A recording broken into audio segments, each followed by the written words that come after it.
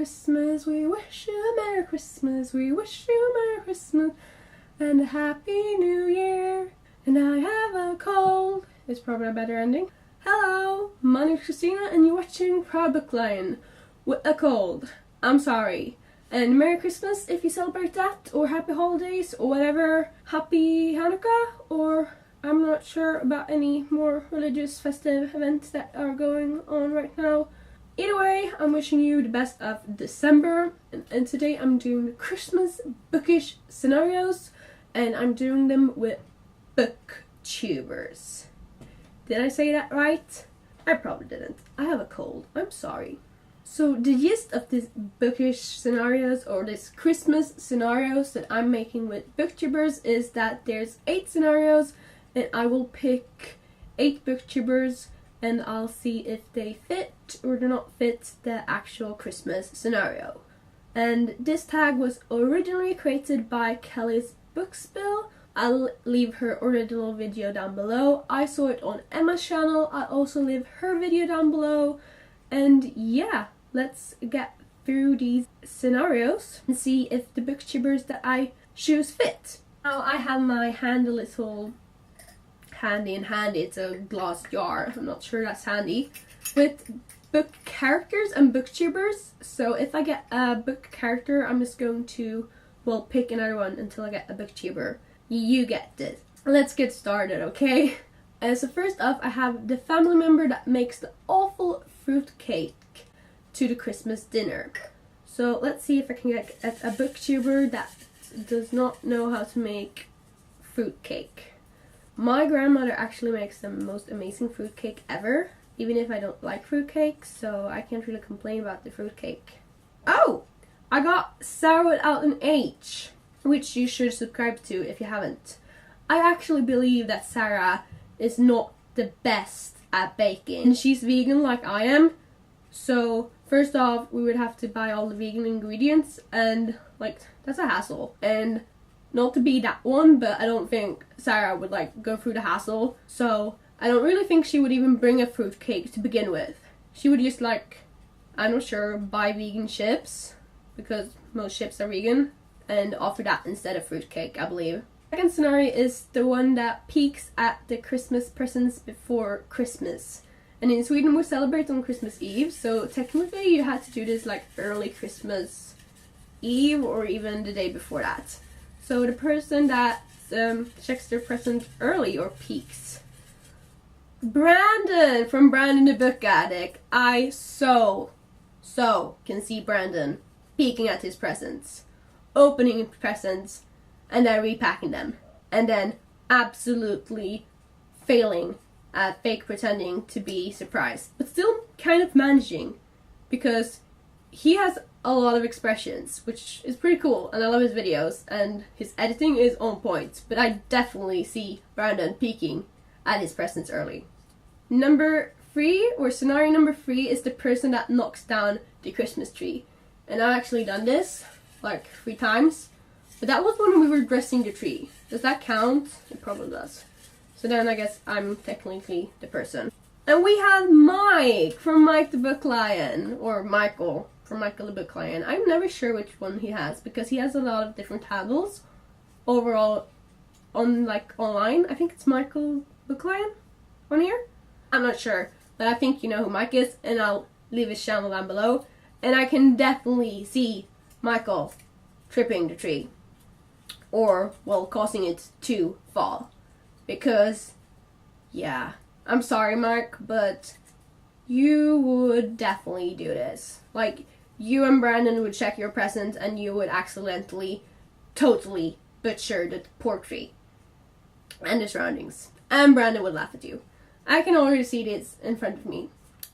I'm not sure how Sarah and the fruit cake would like work.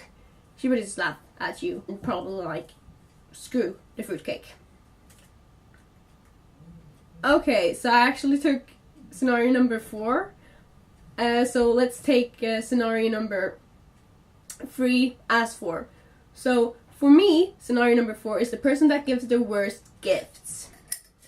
No, I do not believe. I got Monica from She Might Be Monica, and I think she gives the most amazing gifts ever. She feels like a person that just absolutely somehow intuitively knows what other people need, and she has the best fashion sense and is just overall super duper cute. So I actually believe that she gives the best gifts. So, nah, don't believe that. Number 5 is the Grinch that doesn't want anything to do with Christmas. For that, I don't really believe that. I have Gabby from Gabriella Pop. I think she'd make everything into Harry Potter, which she has. And I think that she would probably drink way too much coffee instead of like eggnog and things Christmassy. Like she would make Christmas coffee and Harry Potter. Like that's still Christmas. And she still feels like she'd make a lot of Christmas things and that she still enjoys Christmas a lot and wants to have things to do with Christmas. So nah. Number 6 is the person that puts up their Christmas decorations super duper early, like November 1st. I got Sasha Allsper from A Book Utopia, and she did put up her Christmas things pretty early, but I just think that was a couple of weeks ago. So she's not that fanatic of her, I believe. So not really, but I could totally see her putting up her Christmas things earlier. But no, she's not really that of a fanatic. And then we have scenario number 7, or person number 7, and that's the person that is constantly trying to catch people under the mistletoe. In Sweden, we don't really have that, so that's like just a weird concept to me overall. We do have it, but not to the extent that you, I believe. Oh, for that one I have Cav from X Reading Solix X, and no, absolutely not. No. Cav would like catch you under the mistletoe and throw a Cassie Clare book at you, because that's Cav's way of expressing love. No, but really, I could never see Cav under the mistletoe trying to catch kisses and people. Like, apart from Cassie Clare and apart from like Jem, no. Can't see that happening. Cav would like stand under the mistletoe and throw Cassie Clare books at you. That's Cav. Not the traditional way, but I could see Cav standing under the mistletoe throwing Cassie Clare books at you.